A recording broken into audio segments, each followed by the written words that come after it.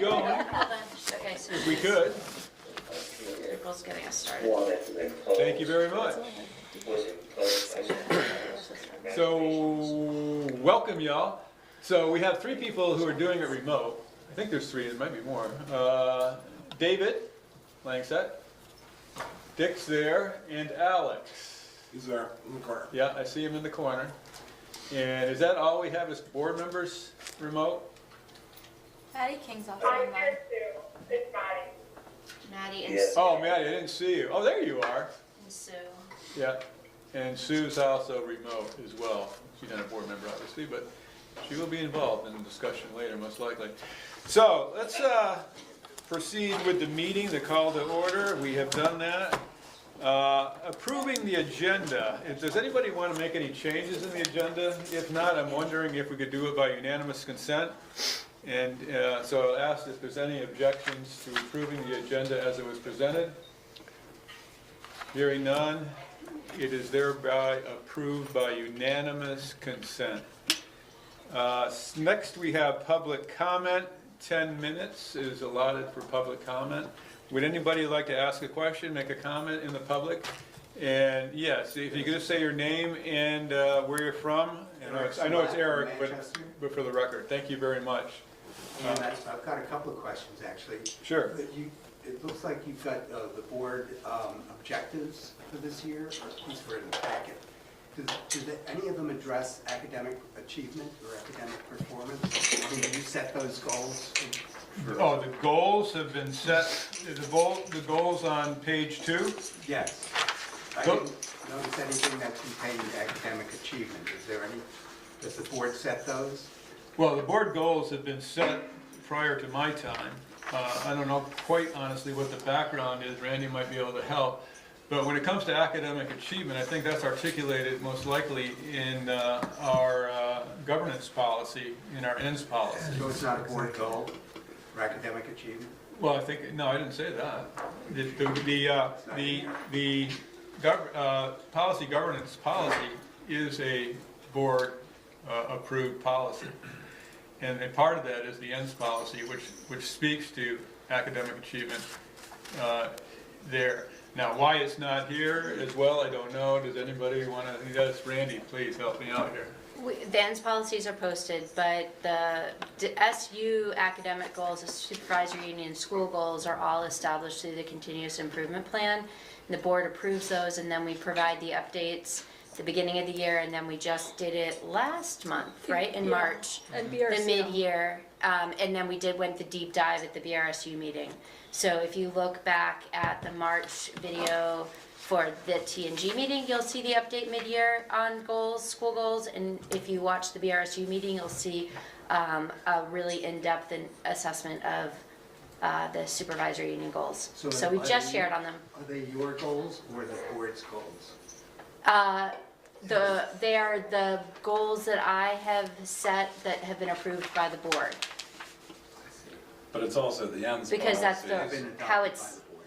The ends policies are the board's marching orders to you, Correct. which Yep. is very specific on academic. And that's developed by the board. Good, I have one other question, well, actually 2 others. You've got a schedule in the back in terms of the bond offering.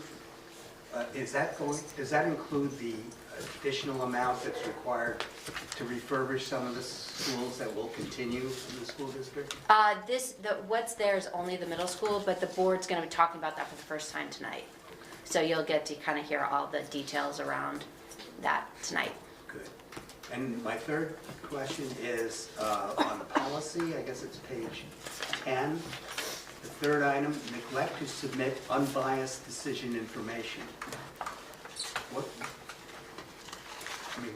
What does that even mean? Page 10, hold on. It's item 3. Monitoring report.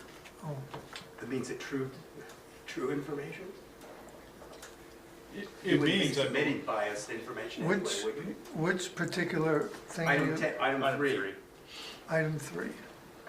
So you read it all the way. It says further, without limiting the scope of the foregoing by enumeration, the superintendent shall not neglect to submit unbiased decision information required periodically to the board, or let the board be aware of relevant trends. Unaware. So I believe it says she has to inform us of any and all things, whether they're, that in an objective, unbiased way.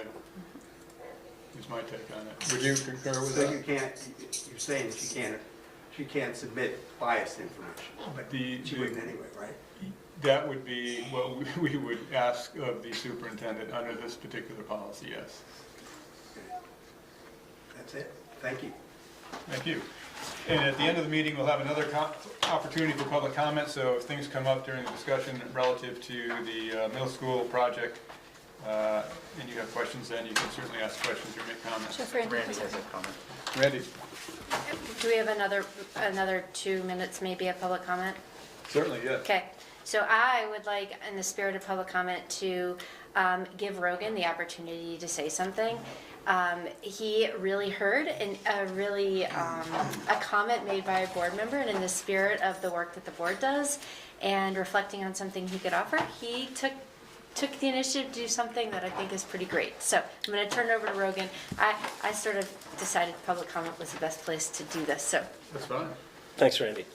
So in February, I learned it was Board Appreciation Month, and we all got our certificate, and I overheard, I believe it was David, quip how he would like a free pint of ice cream. And so my sister is a big deal at Ben & Jerry's, so I got us all some pints of Ben & Jerry's ice cream. And there's some stickers in here, so everybody just help yourself to two of the Trying to buy votes. two of the free pints that don't expire until July, and help yourself to any stickers in there that you'd like, and we'll pass it to the center, and whatever's Thank left you. over, Randy can share. Thank you very much. You're a good man, Rogan. Thank you, guys. Thank you. You know what Thanks we- for thinking You of know what we like. All right, any more public comments, all right? Yes, it is. And then nobody remotely wants to comment? This is why you come in person, people. Yeah, right, remote board members, I will make sure that we, okay. Snooze, you lose. So we'll take a second to review the board norms, and Ben has volunteered to read them, because I asked him. So, just looking at the board norms. As a board, we will make sure all our students are our first priority. We will honor the distinction between governance and administrative responsibilities. We will set ends policies, executive limitation policies, board management delegation policies, and governance policies, and measure our performance against these policies. We will set goals for our work that are SMARTY, specific, measurable, attainable, results-oriented, time-bound, inclusive, and equitable. And we will periodically check in on these goals. We will conduct ourselves in a courteous and professional manner. This means we will respect time, follow protocol, speak to the point, be prepared, bring closure to open items. We will make fact-based decisions that are in the best interest of our stakeholders. We will clearly and effectively communicate with all stakeholders. Revised September 2021. Thank you very much, Ben, appreciate it. Next item is the consent agenda. We have 2 items on the consent agenda, the minutes and hiring. Is there any objection to approving this by unanimous consent? Hearing none, it's approved by unanimous consent. Thank you. Next, under item 6 is executive limitations. A is a monitoring report on policy 2.8, communication and support to the board. That's on pages 10 and 11. And I think it would make sense for Randy, do you want to say anything on this one? Is this the one that you put together? Yes. Yes, it is. yes. So this is on communication support to the board. It's a monitoring report that's submitted by the superintendent, and as I said, it's on page 10, and she outlines essentially her report as to compliance or non-compliance, and I'll let Randy speak to it at this point. All right, so this is the policy that that is sort of in the negative, and it really kind of illustrates the communication boundaries and parameters by which I'll work and commit to the board. So you'll see that list of 12 agreements, I guess, of things that I shall not do, and you'll see my interpretation about expectations. These are, I feel like, the boundaries, parameters by which you'd like me to work. Compliance, and I listed evidence based on the work that we do that I think supports achievement of these parameters. So I'm happy to answer any questions that you might have. Are there any questions of Randy? Pretty thorough. And so remind me, Randy, can we do anything relative to this particular report? Not tonight. Between now and our next meeting? You'll be given a Yes. survey to complete, Right. and then the survey results will be at the next meeting Okay. And then for we'll make review. sort of a final decision whether Yep. or not the interpretation we think is accurate or reasonable. Reasonable. Is accurate. Right. Reasonable, and whether it's, we agree with your compliance conclusion. Okay, great. Thank you. Okay. Now we have the monthly report by the superintendent. It's on page 13, pages 13 and 14. Randy. I also have actually a piece of information that I received after I had submitted this. I wanted to share specifically with you because it relates to Taconic and Green regarding the Stratton land transfer. For those of you who might remember this from a while ago. So we had a meeting, our attorney and Stratton and myself, and they have decided that at this point they want to keep the property under their ownership.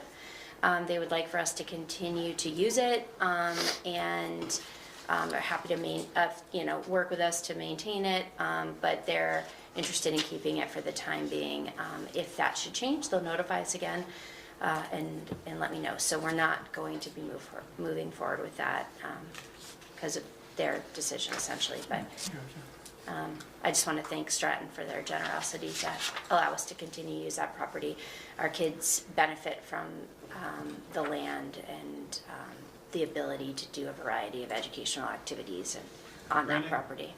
Just curious if that has anything to do with restructuring and all that stuff, or just It does totally not. separate issues? Nothing. Okay. Yeah, nothing to do with it. I, also, start off my report by thanking our communities for passing the district budgets. I think it's important to really publicly say that and let our communities know how much we appreciate their support of our educational system. We really are committed to the children and youth that live in all of our towns, and appreciate the community's support. Final names, which you've all have seen. It's been really interesting watching, hearing feedback on it, right? I would say that from my perspective, things are taking off in about the way that I would expect. Many people are making a very conscious effort to talk next year about names by their schools. Some people are wanting to maintain the current names. I've heard comments from a number of people that are in the vein of, okay, well, it seems a little bit weird to be changing the names of some of our schools. I may not totally get it. I appreciate the fact that you are thinking about our kids and creating new spaces and new names where people are coming together, and it's not kids from some schools that are coming to a school with a town name. So people are understanding that. Somebody said to me that they made a post that they were on a bike ride and they started at Green Ridge Elementary and drove down Route 30 and then went to Equinox Valley Middle School and then drove by Taconic Elementary, and people were like, well, where are you in the state? I don't know those names. And engaged in this commentary about that transition. So we are now talking about mascots, and I will say I probably have had, I'm going to give a little shout out to Ben Coates. I don't even know Mr. Coates. But he sent me one of the best emails I've received from anybody in a long time regarding mascot names and their family's advocacy for, I guess I should probably say it because I really did appreciate it, the Green Ridge Arachnids. That came complete with a mock-up of what Green Ridge Arachnids could look like. And it was just delightful and awesome. That's a spider. And it is a spider. It is a I wasn't spider. sure. You know, I've heard from a few parents that they've been talking about mascots at their dinner table and discussing things. So we're getting closer. I was a little bit overwhelmed by the lack of consistency with what came in our first round of responses, but I think I'm kind of wrapping myself around some ideas to move forward, and I'll be meeting with principals tomorrow. We'll talk more about that. There's a lot in here about Ed Camp, about our professional development day. It was really a really good day. I heard a lot of positive comments from teachers. Every year we have more people interested in leading a topic, and teachers who want to attend more topics, more sessions than they have time to, and so looking for presentation and copies so that they can learn about a range of topics. You can see that my update on child nutrition. We're doing some pretty great things, and Stephanie's serves as the president of the SNA, the School Nurses Association, and she's presenting, which is a big deal. We haven't had somebody in one of our director positions for support staff presenting at a national conference, so it's pretty cool. And then you can see the reconfiguration update. I'm happy to talk through any of this with folks. We're doing a lot, and we have a lot of people honing in different areas. It's definitely a team effort, and you know, we are responding to things. Like sometimes we've got places for teachers to be able to make comments about things that they might be worried about. Where we've got very open lines of communication, and I feel very good about what we accomplished last month. Highlight having, I think, Mr. McGuire going with 12 of our middle school teachers to the New England League of Middle School Conference for 2 days and spending time together to really start thinking together as a team and how do we want to organize and to begin to form those relationships and build some initial thinking moving forward. I'm really, really happy that they were able to do that. And as I said here, I really appreciate the help of central office folks and Mr. Solomon and Ms. Weeks to kind of make that happen. And then you can see some of what we're going on in April as we continue the work. So happy to talk through any of this or anything else that you'd like to. Yes, Lindsay, sir. Is Mr. McGuire like technically employed by us, or is this just something he did on like Yeah, to start the ball rolling? I wasn't sure if he was already starting to be in our middle school and see how things are working, or No, he's finishing his year, but his current superintendent has been great about allowing him to use some professional development time to when we've asked, you know, if it's possible. So we're trying to be very respectful of the situation. But as we're doing the work, we also want him to be able to be a part of it as much as possible. So he was also at in-service, got to meet with the middle school team on in-service and spend time with them. So when we can take advantage of those opportunities, we are. awesome. Thanks. Kelsey? Quick question, just, it says the Floodbrook School pending pre-K state approval. Are we literally just waiting to hear back from the state? And when might that happen? Like, can you just a brief? Sure. It's an incredibly time-consuming and detailed process to open up a pre-K. So we're working through, you have to have inspection after inspection after inspection. So we are in the middle of trying to get through the final stages of the CDD, Child Development Division approval. What I said is once we have that approval, then we can really start moving forward, even though we won't have Agency of Education approval yet. But CDD approval is more difficult to get than the AOE approval. I've actually got a number of things thinking about as it relates to pre-K. Numbers are relatively low in the valley for pre-registration, so I'm looking at those numbers. I'm also concerned that, from what I understand, a lot of parents are making selections and putting deposits down on pre-K programs now. So I don't know that we're gonna have enough kids up at the mountain next year. Having said that, we're hoping that we do. And if we end up waiting a year to open it because we don't have enough students and the timing happens too late, then we'll wait another year. But we can't make the process move any faster than we can. And if we don't get approval, I feel like it's totally irresponsible for us to start investing in the infrastructure if we don't get approval. So we're in a kind of a catch-22. But we're moving forward with it as if we're opening at this point. Great, thank you. John? Inter-district choice request closed on March 31st. I assume there are fewer requests this year because with fewer schools, but are any notable changes in the number of requests or any notable changes, anything noteworthy regarding Yes? requests? Yep, great question. Here's what I will say to you is noteworthy to me. We did not have any requests to travel from Floodbrook down the mountain or to go from the valley up to Floodbrook. We typically have some, particularly at middle school. There were none this year. Well, We did have quite a few requests, Danby, Sunderland, Dorset, Manchester, between the two elementaries. Having said that, I don't know, Celeste, have we said it? I think we said it.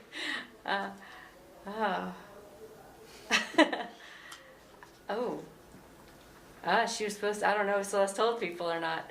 Well, okay, I guess we're just doing it here. We were able to accommodate all requests. okay. And they balanced themselves out almost to the number of students between Taconic and Green Ridge. Almost exactly the same number of students, K-5, keeping pre-K out of it, but K-5 at those two buildings with the changes, so with the requests. Can I ask a follow-up to that? You may. Would we know by now, or if families are planning on leaving the school system, would we know that by now? No. Okay, when would we know? It depends. Yeah, Sometimes we know before the end of the year, oftentimes we know over the summer. okay. All right, thank you, Randy. Anything else for Randy? Okay, on that particular issue? We'll have more for us later. All right, let's move to governance process and talk a little bit about a process for board member appointment. We have an opening in that there's a vacancy for a Peru board member. We have two applicants, and we should do a little bit of vetting, I would think, maybe prior to the meeting, in the sense that we want to make sure that the applicants can actually make the meetings. Yeah. Which would be good. And I don't know how one wants to proceed on that. We can conceivably, I just threw it out, have the officers just have an informal interview with each of the candidates and report back to the board, or have a little special committee, or just designate somebody. Yes, Lindsay? The one thing I'll say is that in the past, when we've had this, the board really hasn't had much input. It's just been, Yep. here's somebody. It just would be nice to kind of even know who the two candidates would be before decisions made, so that, Sure, oh yeah.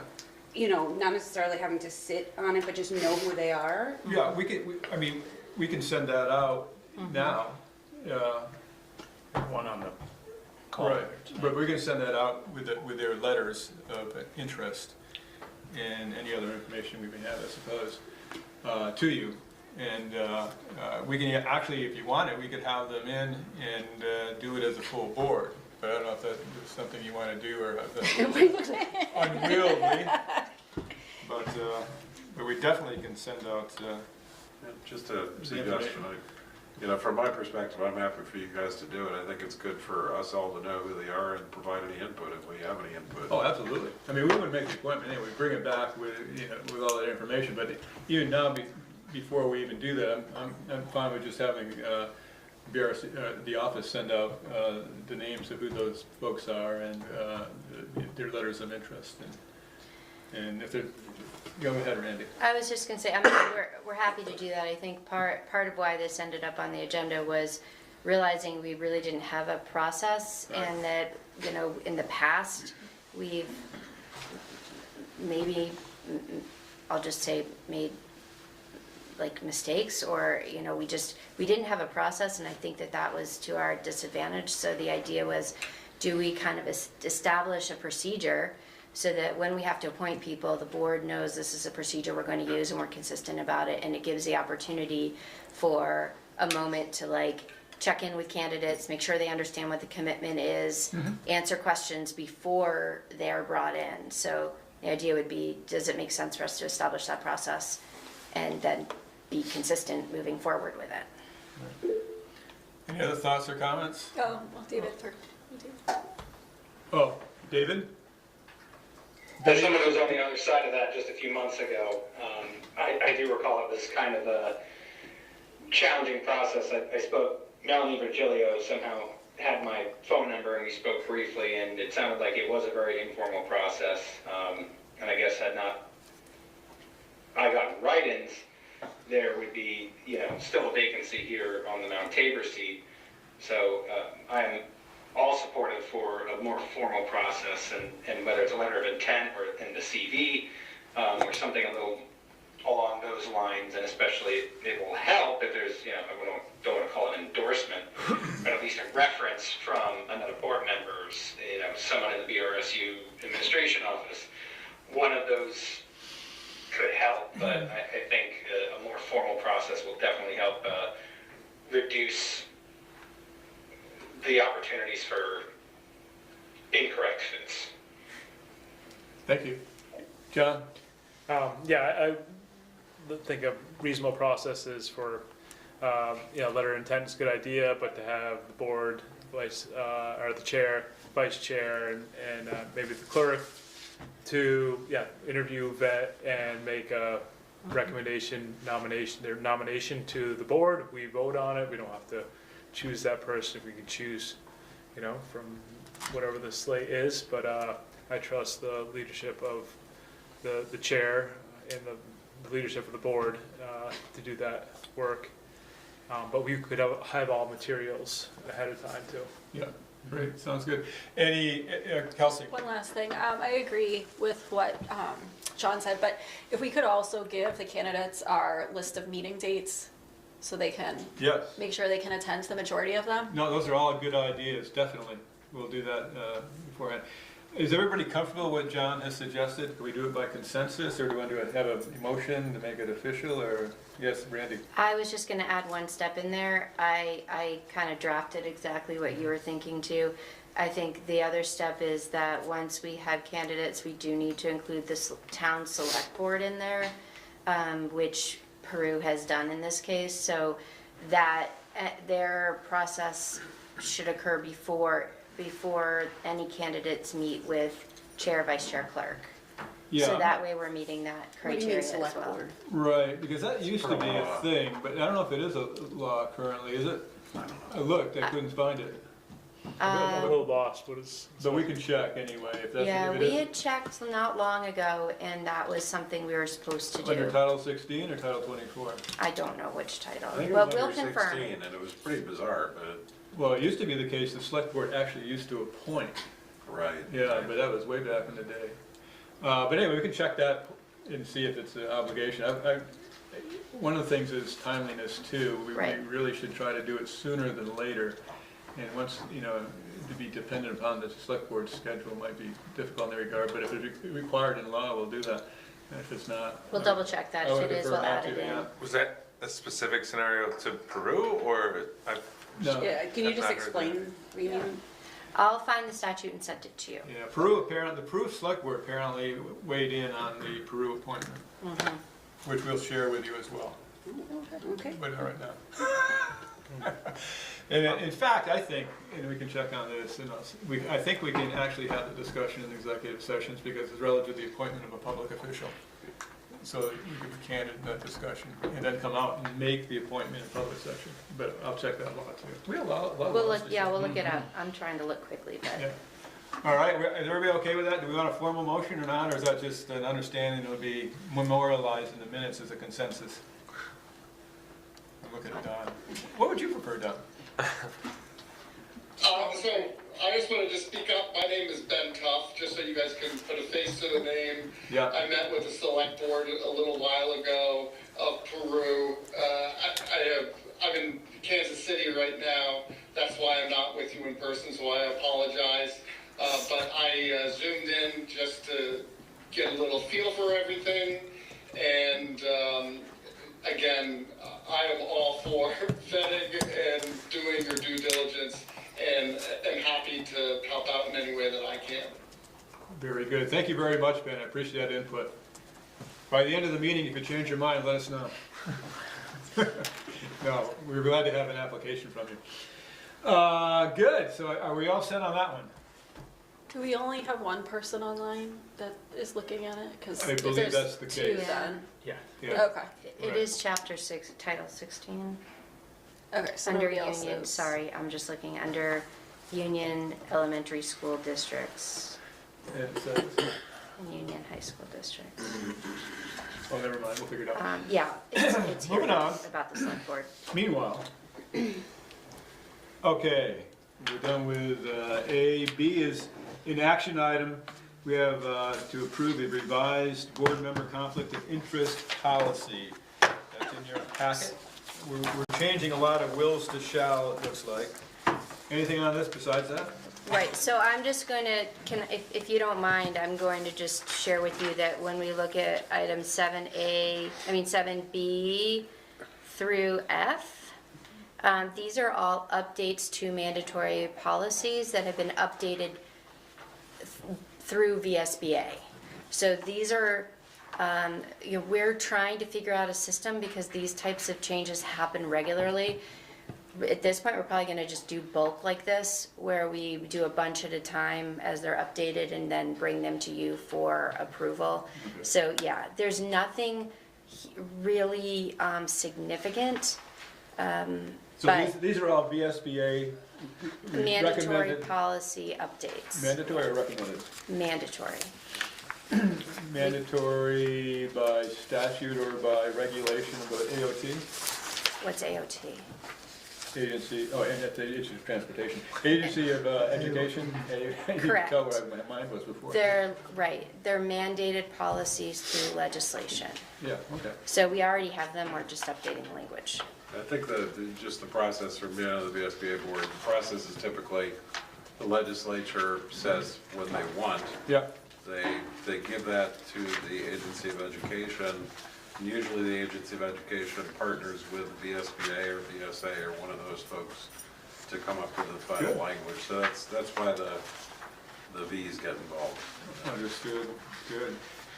Is it possible to take these as one or not? Does anybody have any questions about any of these? You've all had them in your packet. Lindsay? Just one question, what am I on? The B5 employee unlawful harassment, will those schools be updated and we have to adopt them again next year? Or can you just update the school names and stuff without? Yeah, we'll just update, that's typically what we do. We update the contact information annually, so we're required to, but you don't have to update the policy. The policy itself doesn't change. Okay. Do we want to take B through F in one motion? Is that possible? Should we make a motion? Would you like to make one? Sure. Yeah, I David. I move that we adopt or accept all of the 4 revised mandatory policies. Second. And who seconded that? John. John seconded that. Any further discussion? Hearing, Jim? There are 5 of them, I think. Oh. actually. So move to accept or and adopt all 5 of the revised mandatory policies. Gotcha. Approve. Approve? All in Well, favor? one of them was rescinded. One of them was rescinded. 1, 2, 3. Approve the changes. Ben? You have any- There's one, this action D on the HIPAA policy is to rescind, not approve. So Correct. Right. Approve the changes. I approve the changes. The recommended policy Of all changes. 5 revised mandatory policies. Excellent. Don's got that Is squared. that all right, Don? All Got it. 5 revised mandatory policies. Policies, Yeah, correct. the changes. Further discussion. It's been moved and seconded. All in favor, say aye. Aye. Any opposed? Passes unanimously. Okay, we're down to G, survey results for policy 4.2. And that had to do with the board job description. And we monitored ourselves and came up with compliance or non-compliance relative to whether we're in compliance with the board job description. So anybody want to make a comment on that particular item? I guess it was 50% full compliance, 50% substantial compliance, and we see that there's a number of comments relative to it, and the suggestion was that no changes to the language was really necessary. Any question, comment, anyone? The only thing, Yeah, I would just ask, is in the past, sometimes we know if everybody filled it out, like, what's 50/50, is that like 4 people, 2 people, like, Yeah, I don't you I know, was- sometimes they list who didn't do it, sometimes they last time I think it said 17 people, it's very vague. It's a good, very good question. Yeah, I'm really not sure. I just looked at it and said the same thing. I don't know why she didn't include that, so I apologize. We can email you the number of people that completed it. Okay. It looks like at least So- by the comments, yeah. Anything else, any questions, any comments? It would- And you remember that. I'm sorry, is that policy, I know it was attached in the form, which I did, but is that policy in here, the agenda packet too, 4.2? It just might be helpful Yeah. in the future when Yep, we're we're reviewing supposed the to. comments, that we can see the, Yep, 100%. Yeah, we went around that discussion before, but that would be good. All right, all set on that one? Everybody out there in remote land okay? Good. Next item is the draft work plan. Randy, I don't know if you need to review it. Everybody's looked at it. I guess we do need to approve it. You do, yeah, and we did make an update to the locations. And I hope folks feel okay about it. We did the best we could sort of to make it work. I thought it was important to end this year at Courier and Sunderland in honor of those buildings closing and then jumping in from there, so. Great. Questions? Comments? Looks good to me. We all set? Is there a motion to approve the work plan? Jim Salzgiver moved, Second? seconded by Ben. Additional questions, comments, discussion? All in favor of the motion, say aye. Aye. Those opposed? Motion carries. Okay, now we have distribution of the financial management questionnaire. Does this come from the agency? Alex has a question. Alex? Raising to vote. You just, No, I'm good, yeah. Okay, thank you. it's just. Good to see you. The financial management questionnaire, is this something that the Agency of Education sends out every Requires? year? Requires? Yeah, I believe so, right? Sue, this one's from the Agency of Ed? It's statute, we have to approve this every year. Okay. So who fills it out? Does it ever change?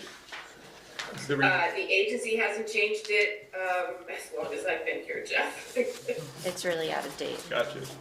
Yeah. All right, any questions about this?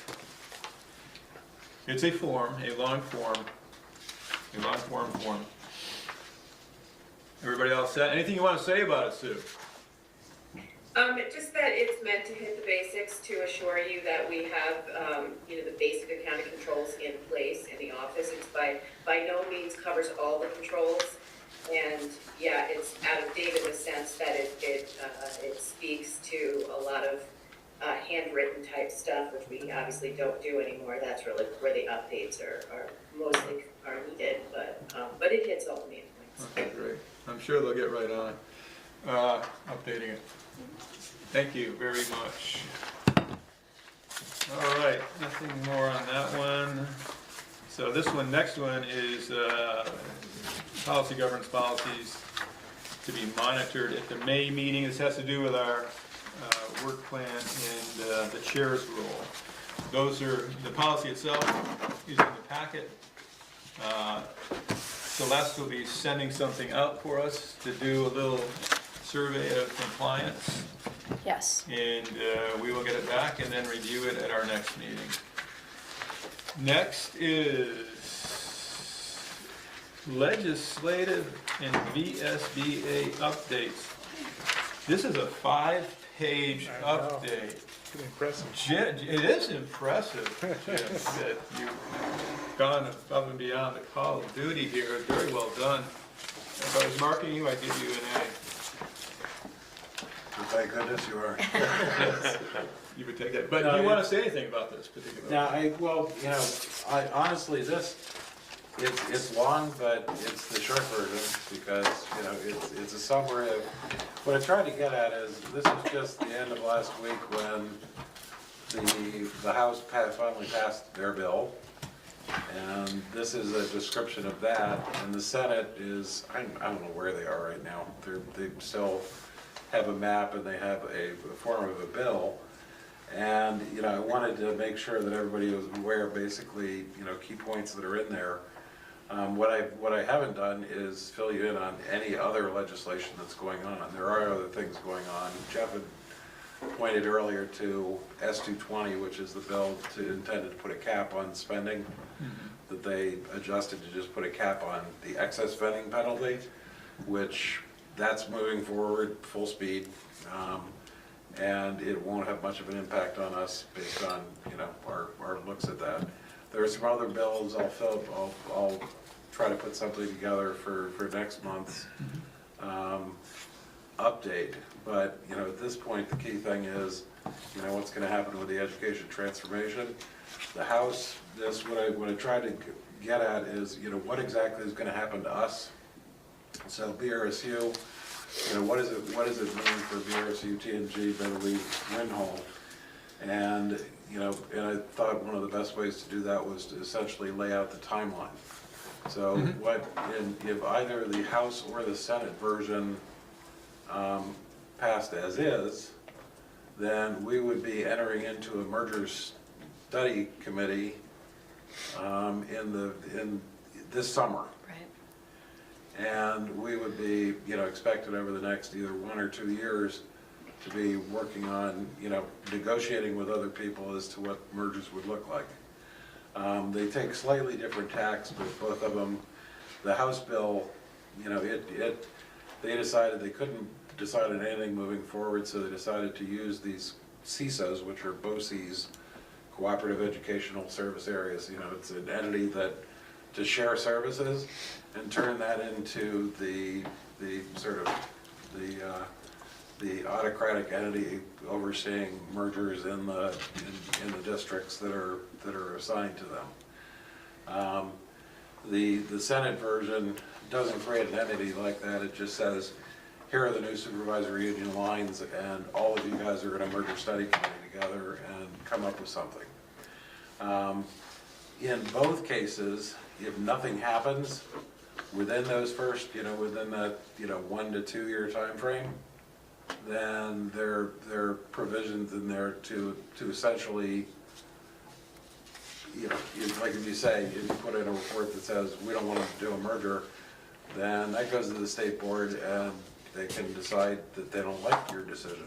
And, you know, so there is sort of a stick, there's really almost no carrot on this one. It's basically, you get to work and then if you don't do what we like, then there's a stick. The Senate one, to me, is a little, you know, the odd thing about the Senate one is the entire focus is to end up with half the number of districts that there are today. And it even gets to the point of, all you guys, you really work hard on setting up mergers together with the goal of having half the number of districts at the end. Right. As if any of us doing a merger have an impact on, or an understanding.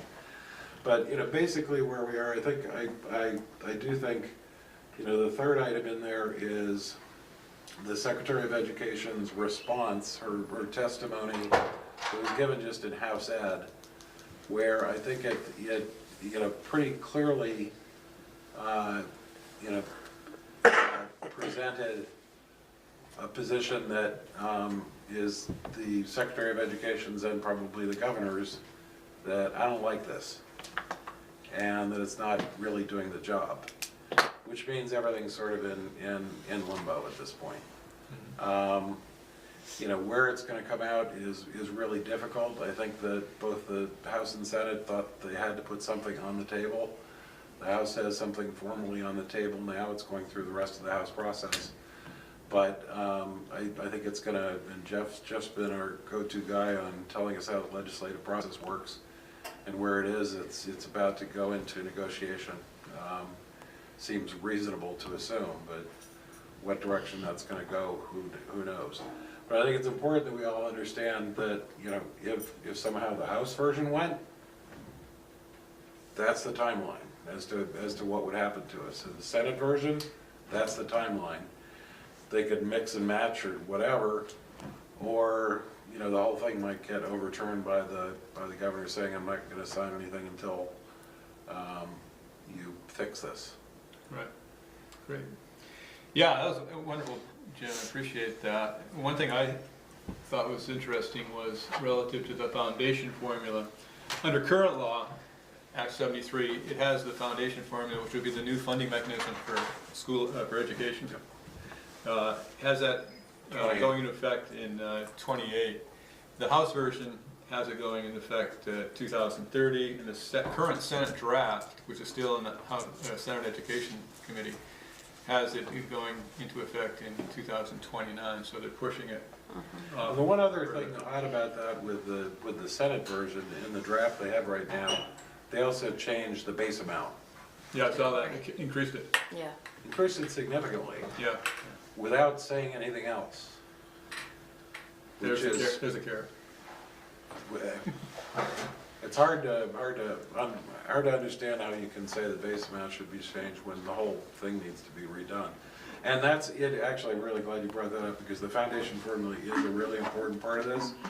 It's important for us and, you know, everybody how that's going to play out. And one of the points that was referenced here, but everybody should be aware that in Act 73, the Act 73 told the Joint Fiscal Office, which is sort of the accounting, you know, scorekeeper in the legislature, to contract with outside parties to take a, you know, look and produce a report on the foundation formula as it was presented with Act 73. That report is due out later, you know, probably late in this year.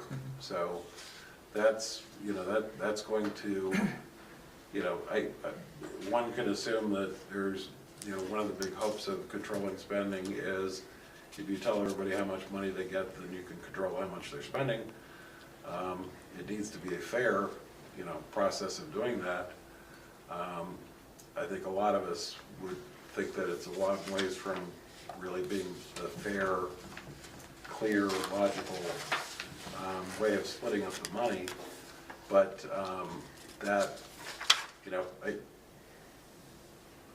think it's reasonable to expect that at some point the foundation formula is going to be in place in our system, and so getting that right is hugely important. So whether it's 28, 29, or 30, has to be the right formula. Right. So that House education bill, 955, yeah. That is currently in House Ways and Means. In House Ways and Means, looks like they're gonna be working all week on that particular bill. But the other thing I noticed in House Ways and Means is they've had some information they're looking at relative to the draft on construction aid, which is extraordinarily important if they actually do something on construction aid. The question is where do they get the money, and I think there's some inference, there's some suggestion they might go back to the old approach, which was essentially use state debt up to amount. The problem, they dropped that back in 2007, is that the treasurer said, I don't know if it was it Spalding or Pierce, but one of the two indicated that there wasn't the capacity in the state debt to allow for that type of expenditure. So we'll see if they have the capacity now without wrecking the bond rating. But that's something to keep an eye on, because conceivably they could incorporate that into 955. Well, that's one of the things that the House is, the House picked up it was really the redistricting task force plan was to use these CISAs to try to help figure out how to save money, but also to use as sort of a, something to shoot for is regional high schools and possibly regional middle schools. Right. And that, they carried over in this as this is something you should shoot for. And, everybody's recognized that that means construction money at some point, and that's never been available. Clearly from our perspective, if we're looking at the possibility of doing a bond in the future, then how construction money, what the accounting is for when you take out debt, those are going to be extremely important points for Taconic and Green over the next year. Yes. Speaking of, well, next, yes, teeing David us up. and Ben. So the elephant in the room is nobody seems to be addressing the need to permit school choice. Bingo. So can CISAs, since it means Cooperative Education Services, can they create structures that would allow that? No. They can't. No, the Even though CISAs, they and say if they you cooperate. recognize, when you look at I put what entities would be in our CISA, and it's a huge area.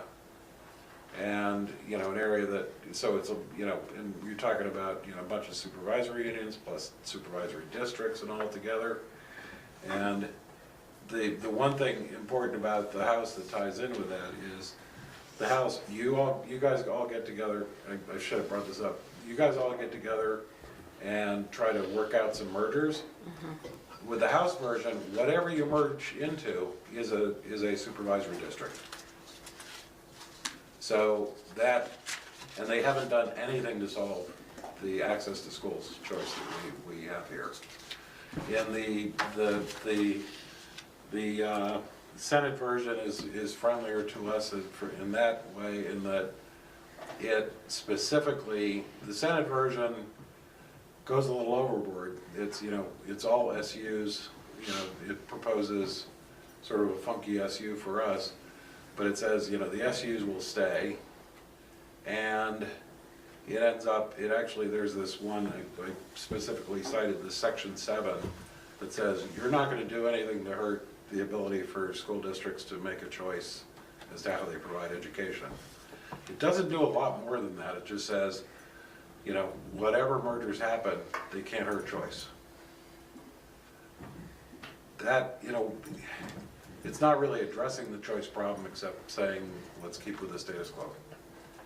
Can I just ask you, because it was my understanding that whatever decisions were made, the starting effect would be 2028. So why does the Senate Ed's bill have in 4 months things like boards being reorganized? Is there a reason that the time frame has now gone from 2028 to 4 months? Well, they're both pushing for voluntary mergers. Right. So actually, both of them have us starting this August, in a few months, starting with merger study committees.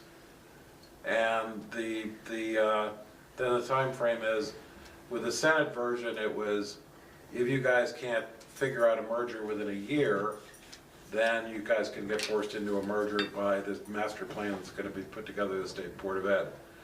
The House version gives a little bit more time. It gives like, you know, more like a couple of years to work out your mergers and make them effective. But, you know, but both of them, you know, both of them are going to totally upend the way, you know, if you remember Act 46, how long we took and how many, you know, how long and complicated of a process it was to try to figure out how to merge together districts. And this is like doing that, every school district in the state being involved in that process starting this summer. That's gonna be a mess. Just as an point of clarification with that too, that existing boards would stay operational during that transition period, as I understand it. For the, you would create, right, you would create a new board would get created in the Senate version right away. That would be a transition board. The existing board would exist until a year from now, where they'd hand it over to the new SU board. All right, that was kind of my thing. I was Okay, thinking sorry, like yeah, 4 months, we were like not bored. We're not dissolved in 4 months, no. No, it's just our SU board would, and it's viewed as not a big deal because it's at the SU level. So the school district boards continue. At the SU level, you create a new SU board because it's a different set of towns. But they're gonna take over in a year from the old SU board. So it'd kind of be like our BRSU board where you would have members from each town on that board? Yep. Okay, thank you. Can you give me an example of where CSAs could realize a meaningful cost savings? Well, you know, the interesting thing is one, there is only one CISA in business in the state now. And Randy can speak to that too, because, you know, one of my first questions is, okay, there's only one and they don't say a whole lot there. I did give a link to a presentation that, you know, this is in the southeastern part of the state. And the person who's running that CISA got high marks from the VSBA. They also got high marks from Randy, that they actually know what they're doing. In their presentation, they did not give the impression that they're saving vast amounts of money at this point. But the thing they kept pointing to is they're getting better results with special education because they've, you know, pulled that together on a regional level, which I think they're seeing advantages. Not necessarily say it about in the presentation that I include a link to in this session. It says, okay, you expect to, you know, spend upfront at least a couple $100,000 to set up the CISA, and then they said, and over that year, we look at all these savings we had that it totaled $26,000. So we would have CISA assessments in special ed similar to we have SU assessments now. I think that would be worked. Yeah, go ahead. Yes, for the operation of it, this is what I'll say from my perspective on the cost savings of a CISA. I haven't seen it. And I've really pushed to try to understand where the cost savings are. I can't get a clear answer. What I understand is that for low incidence disability categories, students who are more medically complex, developmentally complex, who have more specialized needs, the CISA is really good at finding the staff and the programming, the ability to do evaluations on complex kids, those resources, and the cost for those types of services is reasonable. That's great. I think that's great. We all need that in this state. It's not about special ed services. I asked, so will all special ed programming funnel through the CISA? No. It tends to be primarily the lower incidence services and student supports. They have a strong professional development strand to the CISA in the Southeast. So they're able to regionally provide training, which theoretically we could do now without a CISA, but we don't have any type of organization to do that locally. But but they do that and they really appreciate it. They're not putting, so curriculum selection, adoption can funnel through a CISA. They're not doing that now. The idea of, I mean, the CISA, if you don't know, the CISA that's being proposed for our area is all of the Southwest region, you know, Pownell, all the way up to the top of Rutland Northeast, Fairhaven, Brandon, you know, we're like gigantic. So transportation can get centralized through a CISA. That probably could potentially have some savings, because if you sit on Route 7 between 7 and 8 in the morning, you see 4 different school districts / supervisory unions running up the same routes, right? Business operations, they're saying, can funnel through a CISA. I don't know what that means, and nobody's doing it. I don't know if there's savings That's actually potentially one of the things there. they're trying to require, the business and Yeah, but administration. I just, it's very Same hard, operating system? I'm curious, Sue, about your thoughts. It's very hard for me to imagine the business operations funneling through a CISA. Somebody said something, I think, Sue, maybe you and I were having this conversation, that there was benefits. Benefits could funnel through a CISA, because it's very transactional, same healthcare, you know, vision, dental, because it's all state run, so I don't know. I don't know that there's cost savings. I have a hard time, I cannot quite figure out what the financial benefit is of it, although it sounds like some people are seeing it. I just can't see examples that provide something that helps me understand, oh, this is why this is such a valuable way to go. I'll just say, for what it's worth, whether, I reached out to you, Sue, and then I just kept talking. But for what it's worth, I don't think anything on the table is really good for us. I think it was interesting, we had a chat the other night about this, and it was, you know, Ben and Randy both kind of came to the same conclusion that on it, and I think it made a lot of sense, which was, they're talking about CISA, so okay, these things that everybody can do together, and we can do them in the same way. They're talking about setting up these 7 entities around the state. These are all things that you could just say, okay, statewide, let's come up with one way to handle, you know, some of the things that CISAs are doing right now. And it could just, you know, through leadership of a state organization, say, okay, for the high incident special ed things, or the low incident special ed things, you know, okay, here's, you know, we'll be in charge of coordinating that. Right. You know, there's no special thing of southeast, southwest, or anything like that. The sort of things that they're, you know, trying to put together, you know, it doesn't really make sense, the plan, but, you know, but that, it's the sort of thing that sounds attractive because we'll get some benefits of scale. You know, we'll have 7 supervisory union districts doing this all together instead of each one doing it on their own. But it's like, you know, 7 of them doing it together. What are they gonna do together, and is it really gonna work? And if you try to do something like curriculum and aligning curriculum, I think that would be a massive battle across 7 different SUs and SDs and all their districts. Thank you, Jim. Anything else for Jim? Yeah, Lindsay. Just one question, because it's different than this, and I don't get a chance to follow things, but is there any word on our very own Sandy's bill that she's introduced regarding the health insurance? I am so annoyed. I was pushing like crazy for that. The VSBA was pushing almost every time they testified this year, they pushed on that.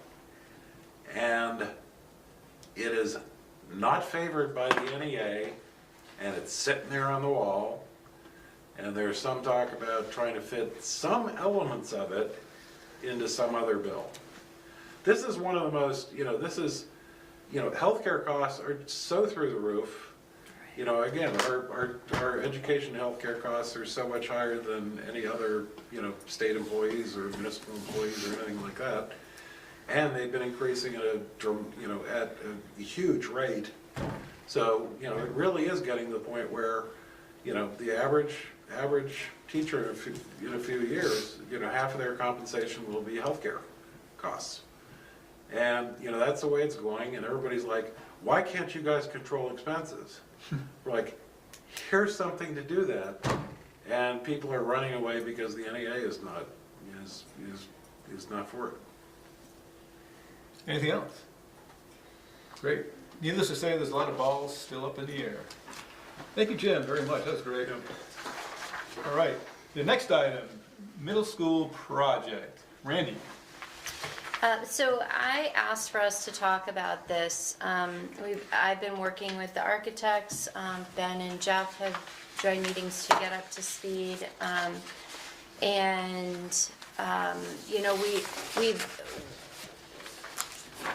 As we just heard, I think that some of the comments that Jim made and some of what's written in here has really just made me feel like it's important for the board to have a conversation about timing, the project of the middle school, and as we, the project itself, the timing, the space that we're in right now, and to be able to sort of have a high level discussion around, for me, the question is timing. So I'm going to share with you a couple of things that are been on my mind. Again, some of this we just talked about, so I'm going to reiterate it, but from the lens of the middle school, okay? We know we're shifting to a foundation formula sometime in the next couple years. So any modeling that we're doing right now is based on an ed funding structure that will not be at all applicable when we do bond. So all we can do is model in the past for something that we can't really predict in the future. That's tough, right? Construction aid, as we said, we know there's a bill, people understand we need it, nobody can find a funding source. I'm going to talk about that again in a minute, but the question really is, would we be eligible for construction aid?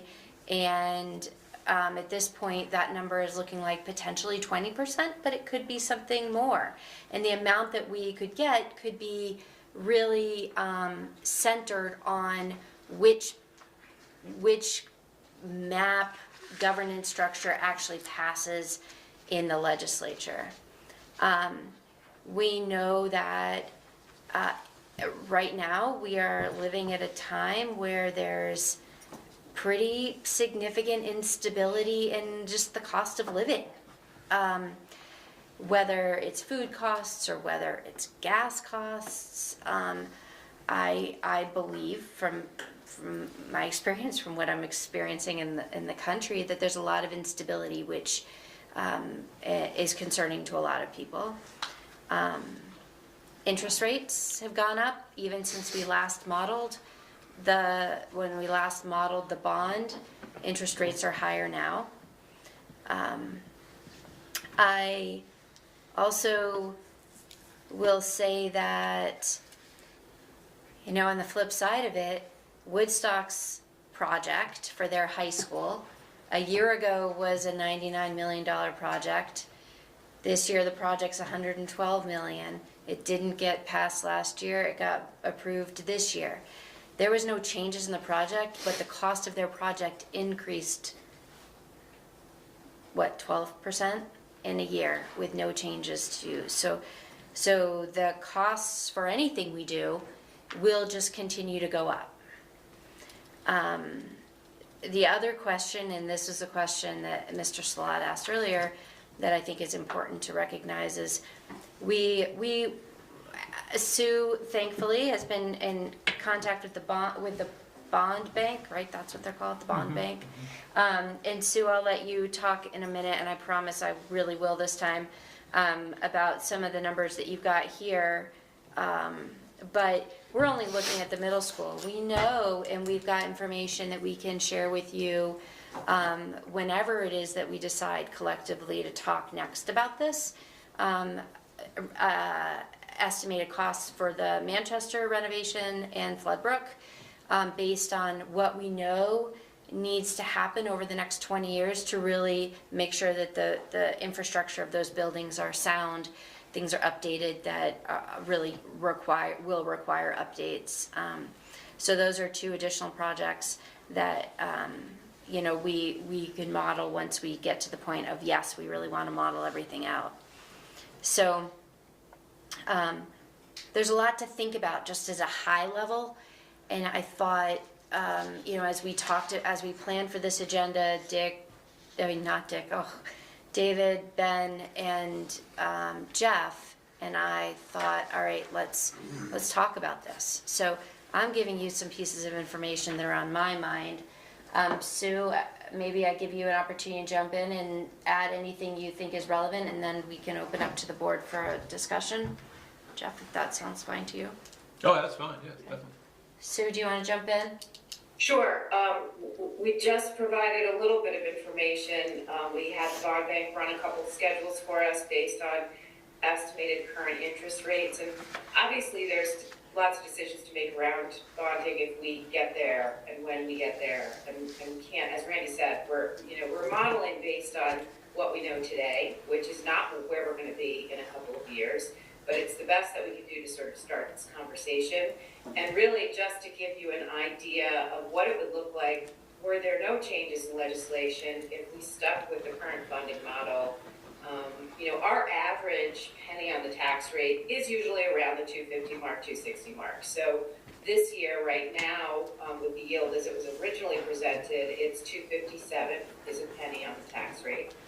And so this gives you an idea of in year 1 and 2 of a bond, if we were to do a bond next year and start paying on it in 28 and 29, and I'm unpacking page 49 by the way in case anybody else isn't there. How much would it cost, you know, under the current tax formula based on how much it costs T&G taxpayers depending on the tax rate? So 80 million, 100 million. If we were just paying year 1 in interest, it would be 11 cents or 14 cents on the tax rate. Year 2, if we were to start paying principal on that bond, 23 cents to 29 cents. And then sort of a breakdown of what that might look like to somebody with a $300,000 home. And keep in mind that this does not take CLA into consideration. And it doesn't take income sensitivity into consideration, right? Which are all part of what a taxpayer is going to pay on their tax bill. So just some numbers to give you a taste of sort of how much it could potentially cost our taxpayers. And then the following page just is a quick FAQ, you know, the typical questions that might come up around us going out for bonds. We just thought it would be useful to you to have some of those out there. I'll also just add 2 more pieces of information before we open it up. The other piece that we really don't know is how debt will be factored into any new system. So how that will be shared, whether the expectation, you know, we just don't know. We know what they did in Act 46, we don't know what they will do now.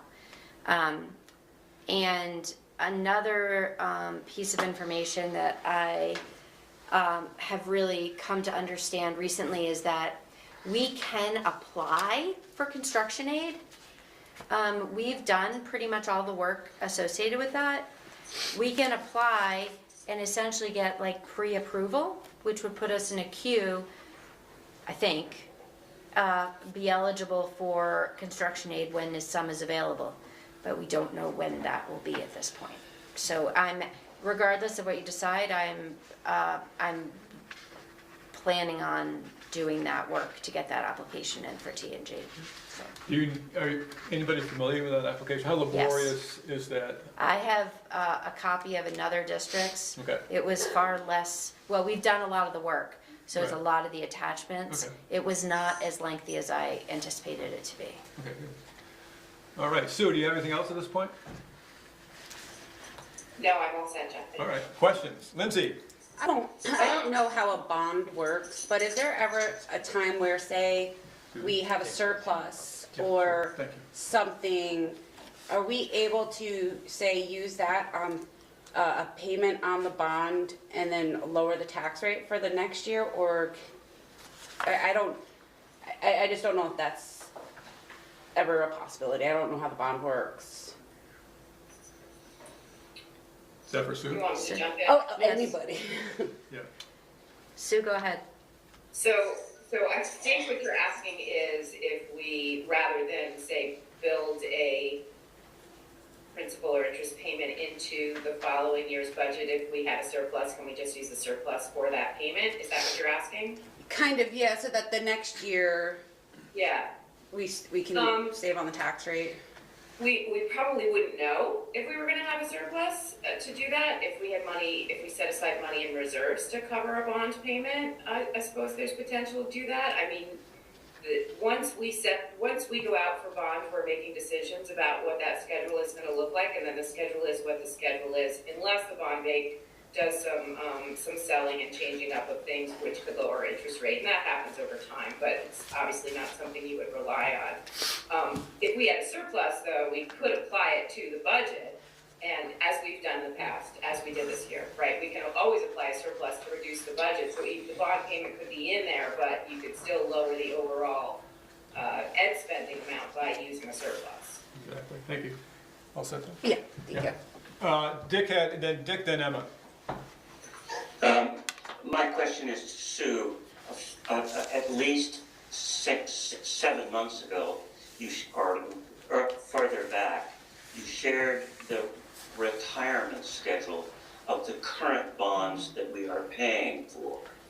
And at that time, you said by some year, I thought it was 2026, virtually all of the outstanding bonds will have been paid off. What is the status of the bonds we are still paying off on? Yeah, small amount, we're in like the 150s, I think, and I believe FY '28 is our final payment, November of FY '28, if I'm not mistaken. I'll double check for you, Dick, but I'm pretty sure that's. So the answer is that while the statistics are here, we are actively in the business of retiring bonds, and you said, believe last August during the retreat, that we can afford to take on more debt because we are actively in the business of retiring debt. So is that not true?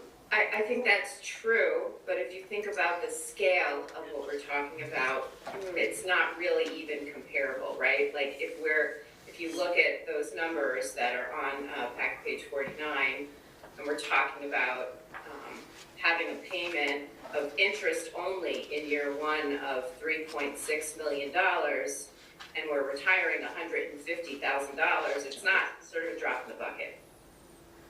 So yes, we're retiring debt, but it's not going to make a big enough impact to support a bond of this size.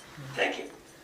Thank you. Yeah, the scale is an important thing to look at, because if you look at the first full year, or I should say the second year, where you have both principal and interest payment for a $100 million bond, hypothetically, that debt service payment would be $7.6 million. And that's a lot. Currently, we have a $41 million budget, so you can do the math on that. John? Or Emma, Oh, yeah, I'm sorry, Emma. Oh, yeah. Yeah, Okay, you're right. Sorry, Emma. You're good. For the impact to homestead taxes, and the assessed home of whatever, are those numbers, like, for the 80 million, it's 708, are those the increase from, like, is this the increase of what someone's paying from what the taxes are now? Is that a year? Correct. Yes. Okay. Yeah. Yeah. So that, for instance, on a $100 million, if we had a $100 million bond in year two for somebody who owns a $300,000 house, the equalized payment would be $885, right, Sue? But that's before the CLA adjustment, which could mean that $885 could be conceivably a lot more or less, but normally a lot more, right? So Yeah. district versus A good deal more, town. I should say a lot.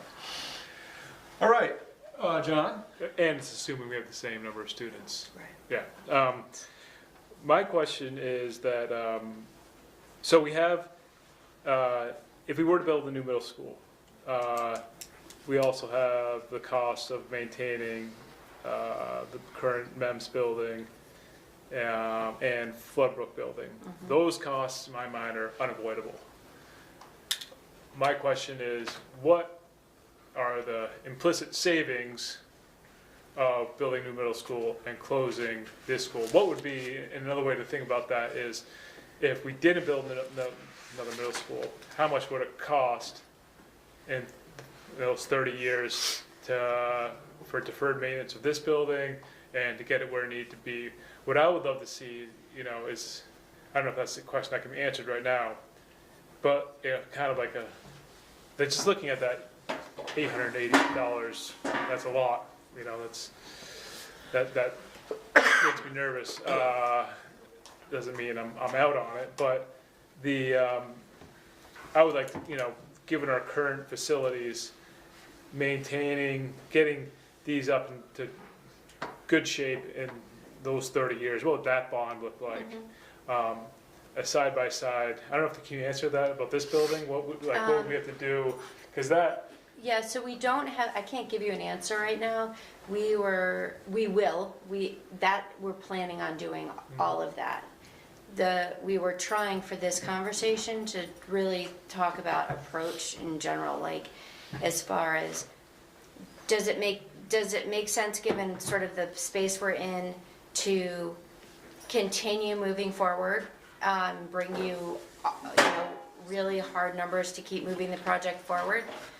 Next month, does it make sense to wait till after the legislative session, see where things are? Does it make sense to pause for a longer period of time and let things settle? Like, from a strategic perspective of, we're giving you a sense of, $80 or $100 million project.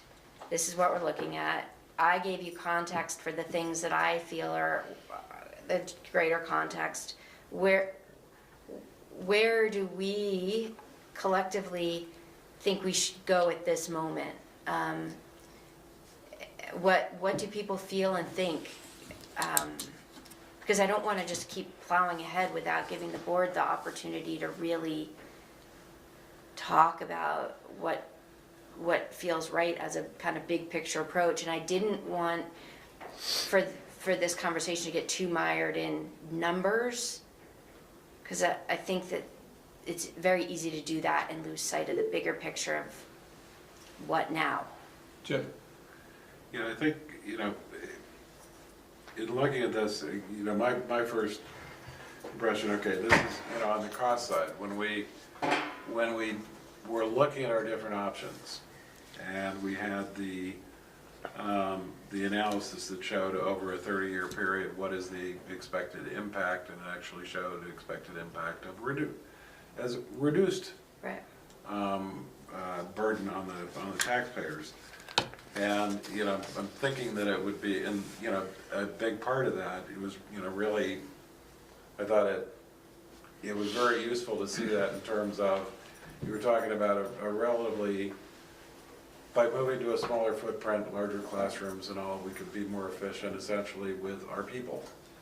And that we wouldn't have to get rid of people, but we would ultimately employ fewer people. And that's where the savings really come from. So I was thinking, to some extent, what we're seeing right now is, okay, here are the added costs, but we're not looking at it against, okay, where are the added savings? And when we did that 30-year analysis before, it was trying to put, we were making assumptions on this. And it was putting them together. So I think it's, from my perspective, it'd be important to, and, we all realize you can't come up with, you can only come up with the best estimates you can. But, the offset has to be, are we paying for this through more efficient operations over time? And over 30 years, how much are we going to save as far as, personnel and healthcare costs and all that other stuff to potentially pay for this? And it looks, and, to some extent, you can simplify it in that, again, as Jeff said, $7.6 million on $100 million, and we got a $41 million budget. And it starts to strain my understanding, and when I start saying, okay, I'm not sure we can save 7.6 million in personnel costs on on an annual basis, but, where are we, and if we, are those savings gonna compound over time? How is it gonna play out? Right. At our That would be July helpful meeting, for me. in Manchester, there was a motion that was made that was essentially said there's gotta be that type of cost analysis conducted before we go to a bond. Yep. So that's still sort of a live decision of the board. Sue, you had your hand up. You have your hand up? Yeah, I think just to tag on to that, the architects did sort of run all those numbers for us, right? And they were showing us that savings over that time period with the understanding that we have buildings that work, and even if we did nothing with a new building, we still have to maintain the buildings that we have, and they need a lot of work. And so the cost of that over time, especially the longer you defer it, it'll cost more versus doing all the renovations up front now. Maybe that's a total savings over that 30-year period. I think for me, the harder part is that we have been deferring these projects because there hasn't been any construction need. Right. So we haven't gone out to do any big projects. And this work still has to get done, but how do you show that to the taxpayer? Because the taxpayer's only gonna see this added $100 million bond. Even though we can show them what the savings will be over time, the impact is still to that budget. So that to me is the hard part. Definitely a dilemma. John, do you have your hand up? Yeah, thanks for Sue for bringing that back up, and I want to see, go back to those numbers, and I think it's fair to say I was a little bit skeptical of when we heard the numbers from the architects before, but I want to know what the cost of doing nothing is, and what I mean by that is what is the cost of staying status quo? That's probably the simplest way I can put it. What is that bond value? Because that's gonna, that would be really helpful for me to. That was part of the motion in July. Yeah. But yes, that was something that we need to do, I think, at some point in time, if we do get that far. I mean, the legitimate question is, right now, for me, when you look at the two big questions that Randy listed, we don't know if there's going to be any state aid in education, and we don't know how the foundation formula is going to handle debt service. And it's sort of hard to go forward, I think, at least until the end of the session, until we get some answers to those questions. Lindsay, you. So, looking at these numbers, I've always been on board with doing the the updates that we need at school. But I have a hard time in my head when you say, the cost savings over 30 years, because I don't know if I'm going to be living in Vermont in 30 years. So do I want to be paying an extra $1,000 on my mortgage when I might not see that savings in 30 years because I might not be here? So I think as much as, yes, over time it's great when you're talking to people, my age who are here now, and once their kids graduate, might move elsewhere, they're not gonna see any of that savings.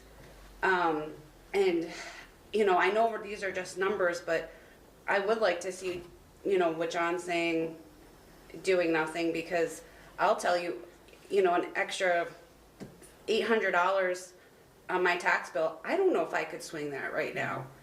So, I know there's a lot of things that go into that, but the way the taxes are going year by year by year, that $800 in 3 years might be $1,200.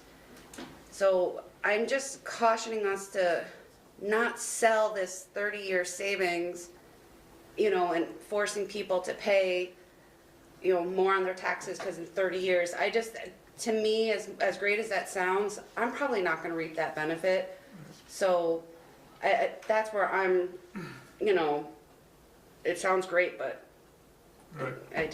yeah. Understood, Lindsay, thank you. And remember, from a policy perspective, when we look at our ends policy, we have to make sure that we provide services at a reasonable cost. So we also have to make a judgment is, whatever we do, is it gonna be provided at a reasonable cost? Anybody else? John? I'll add one more thing, I'm sorry I spoke so much, but, Well, that's all right. yeah, you know, that we can steelman the argument, and yes, we're investing upfront, higher cost, but there'll be cost savings in the future. I think we heard the steelman argument from the architects. A worst case scenario in my mind is, besides my, you know, a larger tax bill, is that we increase this huge fixed costs to our budget. That's unavoidable. We have no control over. Recession hits, we lose kids, whatever it may be, and now we have to make significant cuts. And that's going to come from teacher salary, personnel, the heart of our programming. And so that gives me great pause, the huge risk, and maybe that risk would be mitigated for me if we could see what the cost, if there is a great significant cost of doing nothing. All right. I just have one question. So Yes. with the encouragement legislatively to self-merge, I guess is the simplest way to put it, does this hurt us if we go out and seek a $100 million bond and then try to convince other, you know, schools and districts to merge with us?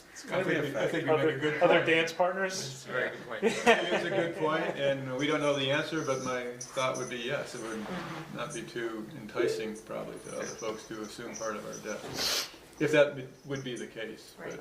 But, We don't, and that's an active question. So many hypotheticals, right? Yep. Yeah. Mr. Dale? I wonder, that we are focusing on costs, and so I wonder why we would delay. We certainly know that a delay is going to ultimately cost more upfront costs within the next 5 years, following the examples of the building programs. But we embarked on this project looking at the substantial benefits for the educational process of a middle school and a realignment for the purposes of stability in our elementary schools. I worry that we worry so much about present cost that we lose sight of the non-monetary benefits to the educational process. And I'm still fearful of the legislature doing what it wants to do. But we advanced an argument last October from the perspective of this will provide stability, a new building which has a longer lifespan than a simple repair of the existing structure. We talked about this 5-year period as being a transition. Well, if we don't build a building or engage in the building of a building, then we are postponing the whole process and preventing the material benefits of a single middle school and elementary schools that are upgraded in terms of facilities. I worry that we're not thinking about the long term, but because the question on the table is also the idea of, are there too many uncertainties given the abysmal process that our legislature has been involved in and our governor has been insisting upon for the last 2 years? Might a small delay give us some degree of certainty that there will be, in fact, in the end, cost benefits and material benefits in terms of the educational process? You can pay my tax bill. Thanks, Dick. Mine too. So, we will have a much, I shouldn't say this, we should have a much better idea by our next meeting, which is going to be May 15th, is that correct? 12, I think. May 12th? 12th. Okay, May 12th, I'm sorry. Don't look at me, 15th, you know, clearly yeah. everybody else has better sense over meetings coming. Yeah, That's it. and, Oh, it says right. Thank you. oh, it says right there, yeah, May 12th. So, at least postponing any substantial action relative to the project until the 12th may make some sense, with the exception of the application, if you want to pursue that for, I'll move, I'm gonna move forward with it With the agency, anyway. yeah, right. I just don't, I'll get it completed and sent in when I'm ready, So you does know, that- when it's done. right, But I'm- so does that make sense though, to basically stand down on anything really substantive besides that, between now and May 12th? Well, I'm wondering if we could No. if we could do some of the work to do some of this cost analysis and We need whether more it analysis. makes sense. What type of analysis? Oh, More data, what, I mean, we have information cash from, flow over time? yeah, and we have the information from the architects on the facilities review that says what the anticipated cost would be for renovating each of the buildings Right. that exist. So we can look at that and, you know, by pulling out this building, like that's it, we can quantify that savings. And we can look at what else is involved Yeah, in It's- the We're looking at, Manchester, you Manchester need savings. to take a look at the long-term, full-term project analysis.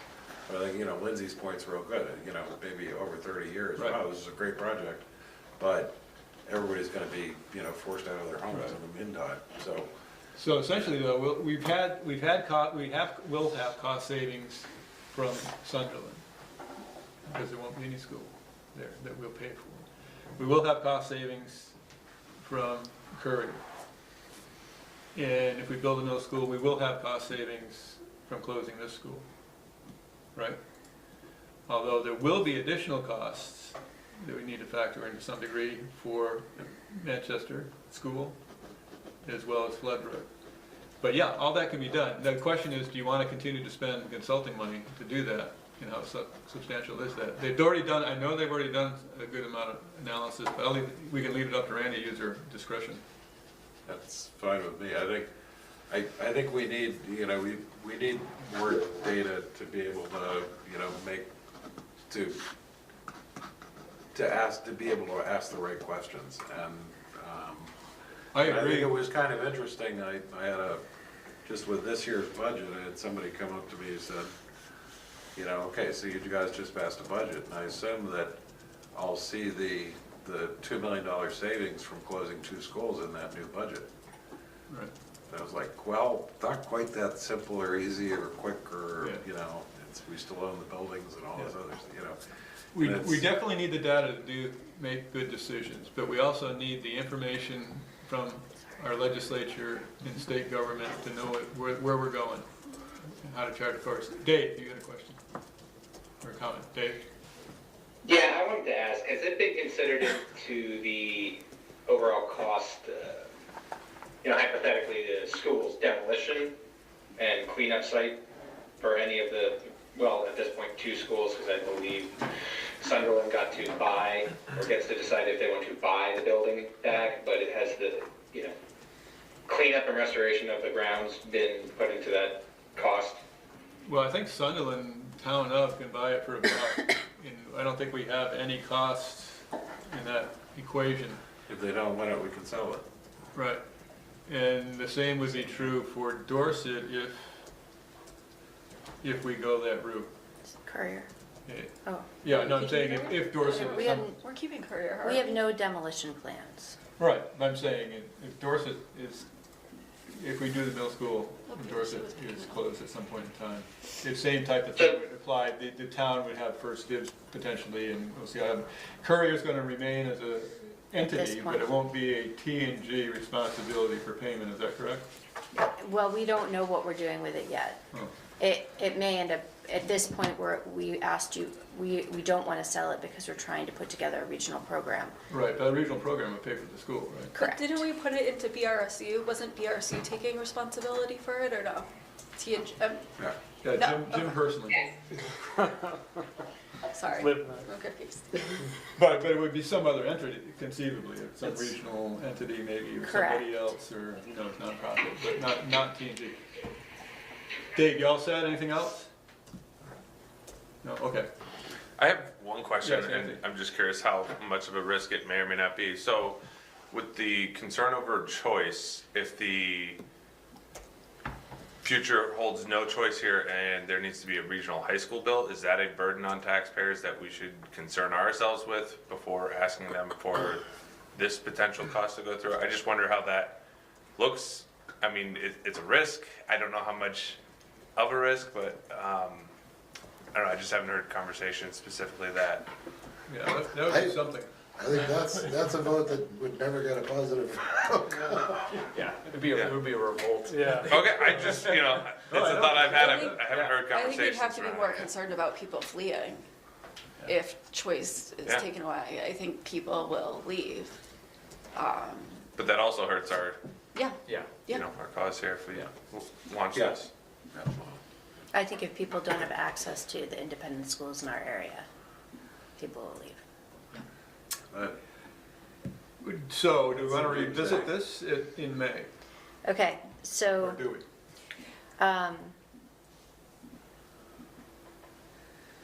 okay, that's what I'm looking for, is what do you want in May? Well, I When think you we, say I think revisit the it. most, from my perspective, I think the most important thing is some type of certitude in reference to the questions that we have about construction aid and the foundation formula. And if that is an open question still in May, then we might have to punt again. But I guess, you know, what I was thinking along the lines, I don't think we're gonna know on foundation I don't formula think we will either by May. or the construction aid, but I'm not looking for us to spend a lot of money on consultants to figure it out, but it's essentially the analysis that we had looked at the last time that was kind of, okay, here's the full thing. You know, try to update that based on, okay, here's current cost of funding, and, you know, maybe, you know, update it and have us take another look at that.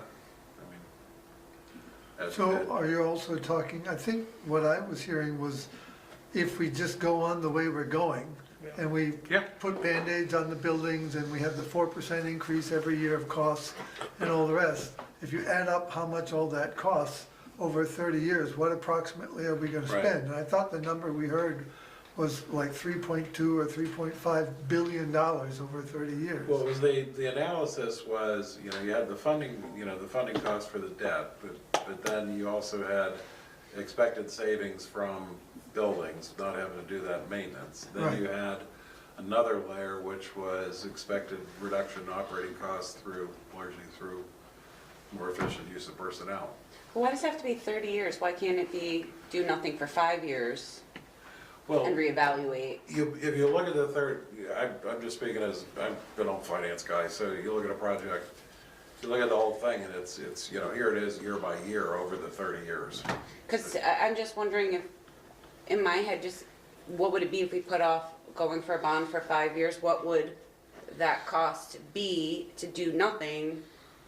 And then in 5 years, reevaluate where we are with new districts and formulas and all this other stuff versus going ahead next year with an 80 or $100 million bond. That's what I was thinking we were talking about, not over 30 years of doing nothing. But Well, I think you could do, we could do both, we could do yeah. both. Yeah. That's definitely a feasibility. I mean, and partly that, I think what Randy brought up with we can do some math fairly quickly, but, you know, looking at the Woodstock project to say that it increased in cost without changing the scope of the project by 12% over the course of 1 year. Like, that's just what is happening out there in construction costs right now.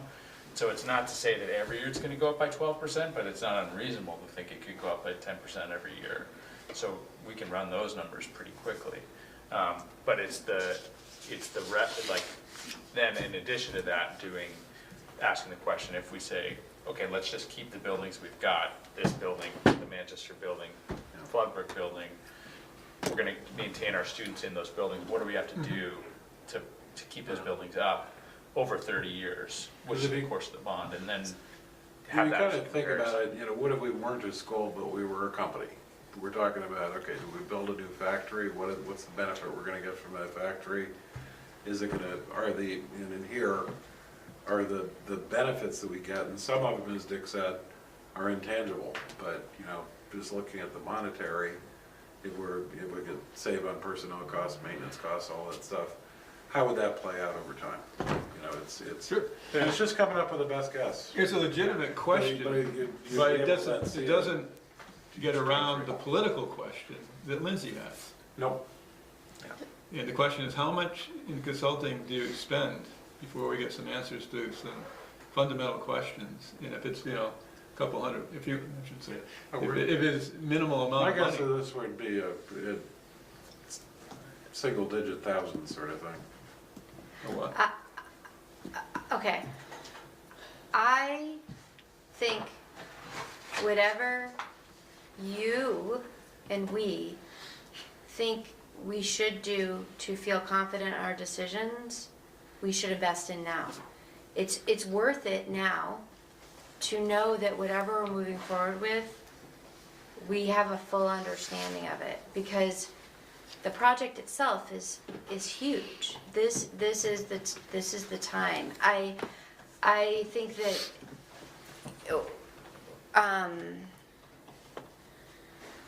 May 12th, I'm in agreement with Jim that I don't think we're gonna have answers to a lot of this, but we'll have an update. I can talk to Sue about what we can model out for May. I'm not hearing, like, from you, whether it's here and I'm just missing it, please tell me, like, yeah, I hear all of this, let's just keep moving. We want to make some decisions and move it forward right now. But maybe that is, you want me to bring something in May, have the architects bring something in May, or wait? John, then Kelsey. I think Kelsey had a hand up first. Kelsey, then John. Thanks, John. I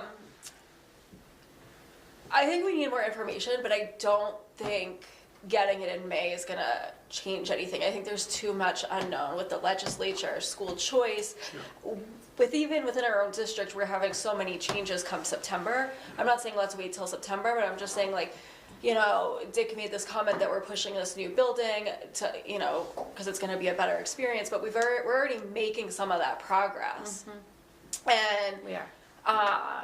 to Lindsay's point with, you know, how this is gonna increase, I think it will be scary for our taxpayers and the community, and I think you need more information. Sure, we could get more data in May, but I still think you're not gonna make a decision in May. Like, this probably should be pushed out a little bit more.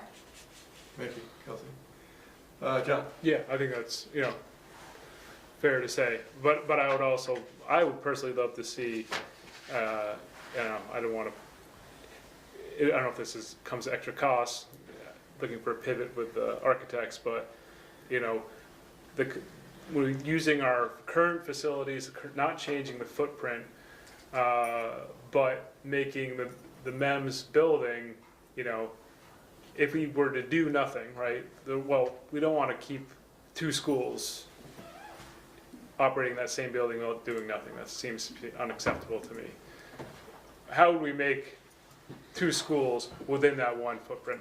And I would want to see a renovation, like, okay, what's some basic renovations we could do, or some, you know, decent renovations we could do to make that MEMS building two proper schools, side-by-side schools, instead of Having two. everybody who goes to school here now go to school there?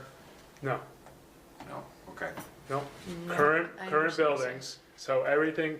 Just We stick don't, with stick with the current, the setup. Yeah. in 5 years, if we like really did nothing, it's gonna be unacceptable to have the two elementary school, like, the whole reason we want a middle school experience where kids don't have to, like, you know, line up in the hallways next to elementary What's kids. the cost if we just stick with what we already decided to do, basically?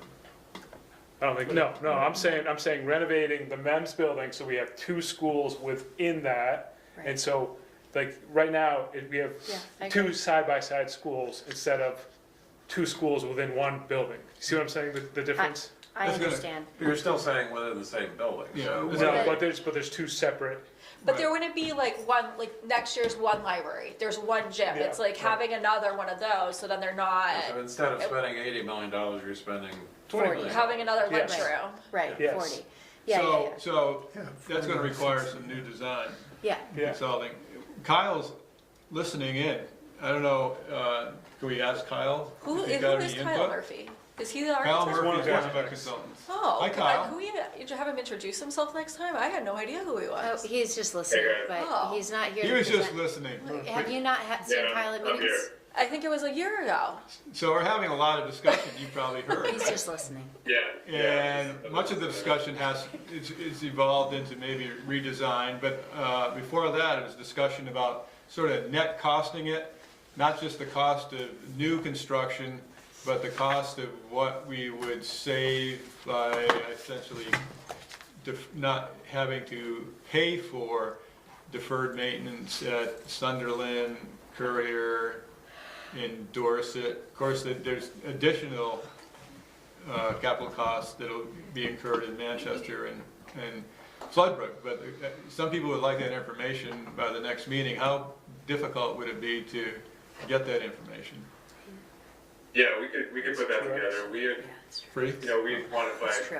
Correct. some of that with our design team. And, I hear what John was asking too, as far as the MEM site. We can certainly study that more, the building, but I would be concerned about being able to fit all that within the footprint, and still create Some a expansion. good experience for the K through 5, especially with some of the shifts that are going on, and still be able to create a great middle school experience. Can I ask something? Because originally one of our options was to make the Dorset building the middle school. And that was chosen not to do that because of the toilet sizes and stuff like that. Don't you think? A little more than that. Not exactly, not the toilet side. I gotta go check out these The whole water toilets. system, but like the whole water system. Wouldn't something like this school being separate and doing those type of upgrades be cheaper than even doing still like a remodel at MEMS and keeping them? Because that was one of our options that was knocked down, but Yeah, that would still make the middle school a separate school. right.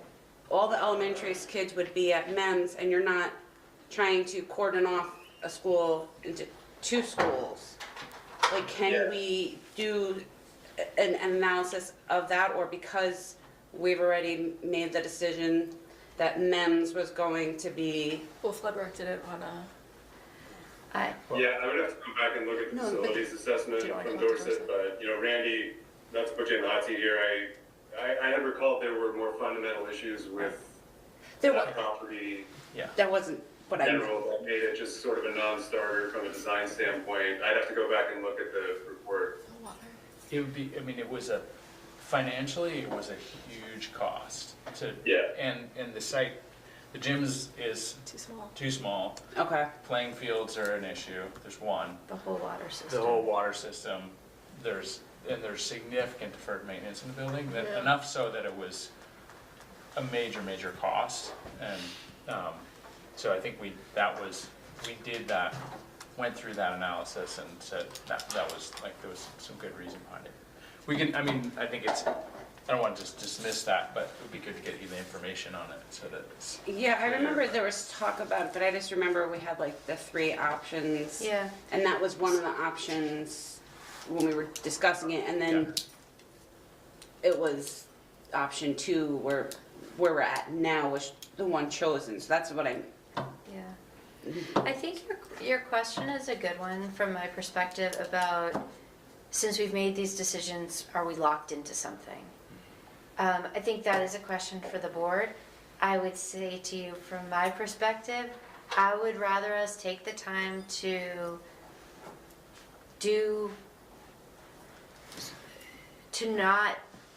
make the right decisions at the right time for the right reasons for our kids. Like, I would hate for a reason for us not to explore something being because we decided 6 months ago not to, right? Like, the context matters right now. I am there is probably no greater supporter of a new middle school than me. And yet, I also need to read the room. Like, I'm bringing this conversation to you because of responsibility that I feel to all of us, to our community members, to our taxpayers, to make sure we're really being thoughtful. And I had a very, very similar thought to John. You know, as I've been neck deep in all of this reconfiguration work for the last few months, and, you know, even just assigning everyone their rooms and what does programming look like and how do we create this middle school in this building now, and really making very intentional decisions to preserve that.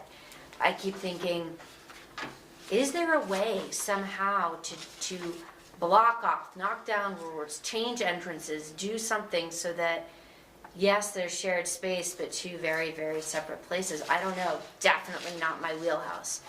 But I guess I would say to the board, as we think about moving this forward, I thought we were gonna be done early, and now we're like punching the 8:30 button again. That's right. There you go. But maybe it's that we come to the next meeting with some thoughts about what makes sense moving with this conversation today. Give it some thought. We've talked about a whole lot of possibilities.